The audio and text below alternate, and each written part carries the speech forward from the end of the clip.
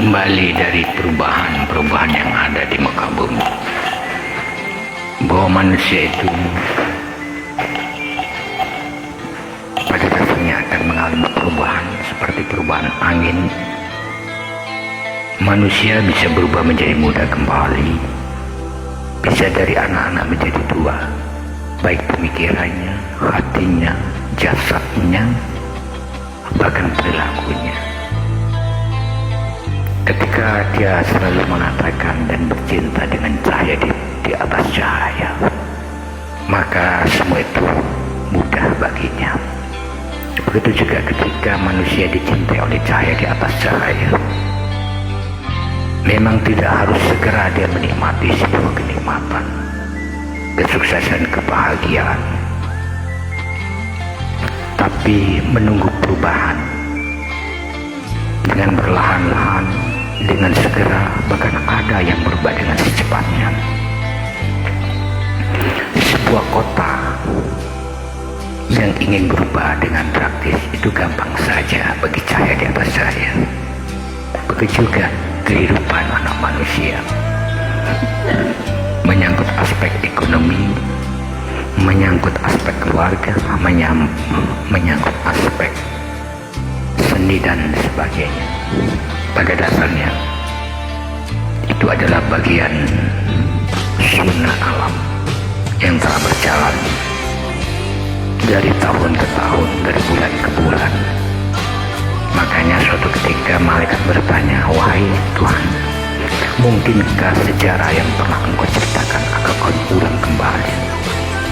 Tuhan pun menjawab, "Kenapa tidak? Kalau cuma sejarah dan peradaban sebuah manusia, bisa saja ku ciptakan kembali untuk ku ingatkan,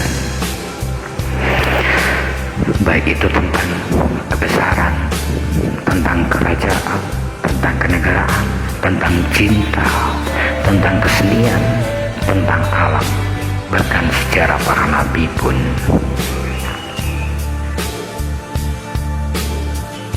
Terhempas dalam pikiranku, aku teringat seorang sahabatku yang berusia 3.401 tahun. Ketika dia masih usia 316 tahun, dia rentah sekali. Saking rentahnya sampai dia kekuat, sulit untuk melangkah. Sebelum tidur dia berdoa, "Wahai cahaya di atas cahaya, aku mau tidur. Bangunkan aku dalam kondisi menjadi pemuda." 200 tahun kemudian dia terbangun dari tidurnya dan bentuk jasadnya berubah menjadi anak muda yang berusia 25 tahun. Dia bercerita tentang kejadian dan permasalahan ada di muka bumi yang kadang aku berpikir itu imajinasi, tapi ternyata itu kenyataan. Sampai terjadi peradaban sekarang ini. Begitu juga engkau kusana, katanya Abang Nanang Haryadi.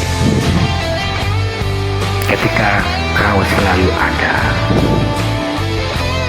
dengan orang-orang yang berniat baik terhadapmu, tanpa merekayasa, tanpa menghambat, tanpa ada kedengkian, ada semua tulus niatmu, maka semuanya tidak ada yang sulit.